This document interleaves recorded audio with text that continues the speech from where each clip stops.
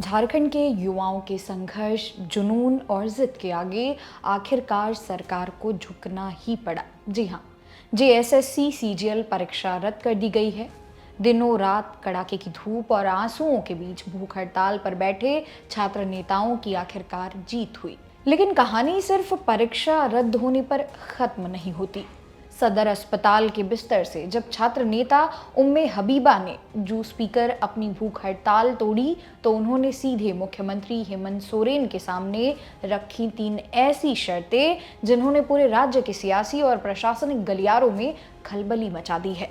आखिर क्या है उम्मे हबीबा की वो मांगे और क्यों ये लड़ाई अब तक एक नया मोड़ ले चुकी है, आइए जानते हैं आज की इस वीडियो में। दोस्तों, पिछले कई दिनों से रांची के सदर अस्पताल में एक जंग लड़ी जा रही थी। एक तरफ थी अपनी जानबाजी पर लगाए उम्मे हबीबा और राहुल क्रांति, तो दूसरी तरफ थी छात्रों के हक की लड़ाई। हाल ही में उम्मे हबीबा का एक बेहद ही भावुक वीडियो वायरल हुआ था जिसमें उन्होंने रोते हुए पूछा था, क्या मैं जिंदा बच पाऊंगी? लेकिन जैसे ही मुख्यमंत्री हेमंत सोरेन ने जेएसएससी सीजीएल और टीडीपीएल की ओर से आयोजित सभी परीक्षाओं को रद्द करने का ऐतिहासिक ऐलान किया, वैसे ही राज्य की 2 बड़ी हस्तियां मंत्री दीपिका पांडे सिंह और स्वास्थ्य मंत्री डॉक्टर इरफान अंसारी खुद अस्पताल पहुंचे।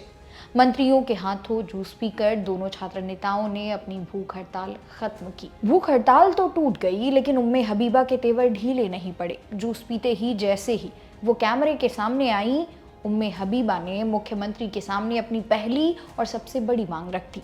हबीबा ने साफ शब्दों में कहा, अधिकारियों के लिए लड़ना कोई अपराध नहीं है।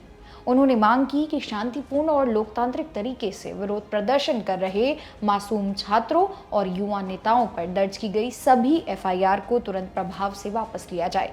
छात्रों के खिलाफ शुरू की गई किसी भी तरह की कानूनी कार्रवाई को फौरन रोका जाए ताकि हमारे युवाओं का भविष्य मुकदमों के बोझ तले ना दबे। लेकिन बात सिर्फ एफआईआर तक सीमित नहीं रही। उम्मे हबीबा ने अपने गुरु और मार्गदर्शक संतोष मस्ताना सर के लिए भी आवाज उठाई। उन्होंने कहा कि संतोष मस्ताना सर का निलंबन पूरी तरह से गलत और अन्यायपूर्ण था। उन्होंने मुख्यमंत्री से मांग की कि संतोष सर का सस्पेंशन पूरी तरह खत्म करके उन्हें पूरे सम्मान के साथ दोबारा नौकरी पर बहाल किया जाए।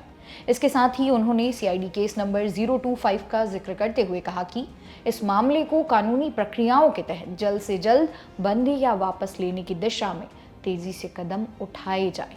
हेमंत सोरेन को व्यक्तिगत रूप से अपील करते हुए उम्मे हबीबा ने कहा, मैं झारखंड के लाखों उम्मीदवारों के हक, निष्पक्ष बहाली और उनके सुरक्षित भविष्य के लिए लड़ रही हूँ।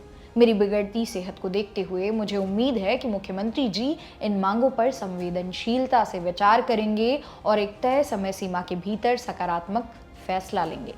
यानी साफ है, छात्र अपनी लड़ाई से पीछे हटने वाले नहीं हैं जब तक कि हर एक मांग पूरी तरह से मान नहीं ली जाती। झारखंड के युवाओं की इस एकजुटता और छात्र नेताओं के इस जज्बे ने यह साबित कर दिया कि अगर लड़ाई हक की हो तो जीत तय होती है।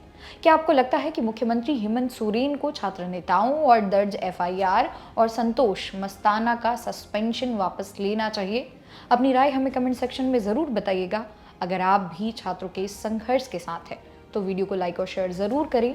मेरा नाम है मोनाली पांडे, मिलते हैं अगली वीडियो में।